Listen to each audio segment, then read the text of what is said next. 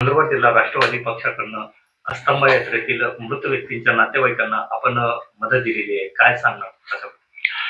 ऐन दिवाळी आणि सणासुदीच्या काळामध्ये अस्तंभ ऋषीच्या यात्रेला गेलेल्या भाविकांवर काळाने एक घाला घातला आणि आमच्या घोटाणे गावातील आणि इतर भागातील अपघातामध्ये जवळपास 8 मृत्युमुखी पडले आणि त्या अपघातात बरेच जण जखमी देखील झाले।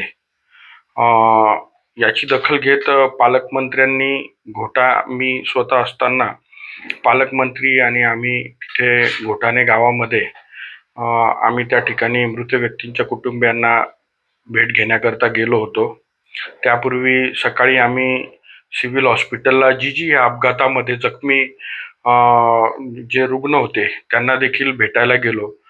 पालकमंत्र्यांनी त्यांच्या उपचाराकरता तेथील डीन सिव्हिल सर्जन यांना सर्व आवश्यक त्या सूचना दिल्या आणि त्यानंतर सायंकाळी आम्ही घोटाणे गावामध्ये मृत व्यक्तींच्या कुटुंबियांना सांत्वनापर भेट देण्याकरता गेलो होतो।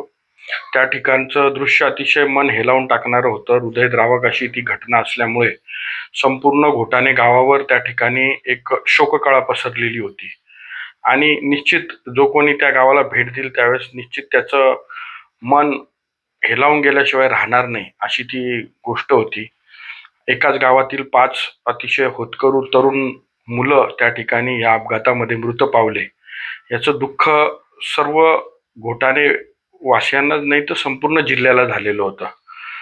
मुख्य पालकमंत्र्यांनी त्यावेळेस इतर सर्व अधिकाऱ्यांशी, ज्याच्यामध्ये कृषी अधिकारी असतील, तहसीलदार असतील, या सर्वांशी, कलेक्टरांना देखील संपर्क साधण्याचा प्रयत्न केला आणि शासनाकडून जी काही त्यांना मदत करता येईल, जे काही त्यांना योजना लागू करता येईल या संदर्भात सर्व सूचना पालकमंत्री महोदयांनी दिल्या। मात्र त्या सोबतीत मी तिथं प्रसंगी हजर असताना एक तत्काळ मदत त्यांना काहीतरी दिली पाहिजे असं माझ्या मनाला वाटलं आणि राष्ट्रवादी काँग्रेस पक्षाच्या वतीनं आम्ही मृतांना, तिथे घोटाणे गावातील मृतांना 10,000 रुपये आणि अपघातग्रस्तांना 5,000 रुपये अशा पद्धतीनं मदत द्यायचं मी त्यांना, सरपंच तेथील सचिन धनगर होते, सरपंचांना मी त्या ठिकाणी बोलावून घेतलं आणि त्यांना सांगितलं की मी माझ्या पक्षाच्या वतीने एक तत्काळ काहीतरी मदत त्यांना देतो। मी आभारी आहे सर्व घोटाणेवासियांचा की त्यांनी माझी ही मदत स्वीकारली आणि त्या ठिकाणी आज आम्ही ती मदत दिलेली आहे।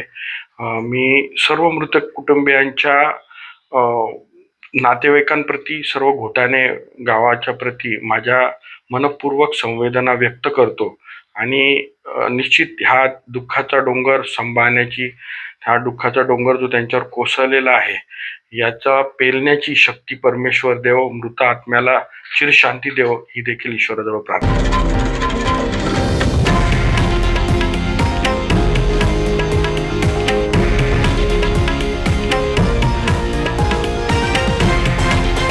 हे आहे देशातील नंबर 1 न्यूज नेटवर्क आणि आपण पाहत आहात TV9 मराठी, एकमेव।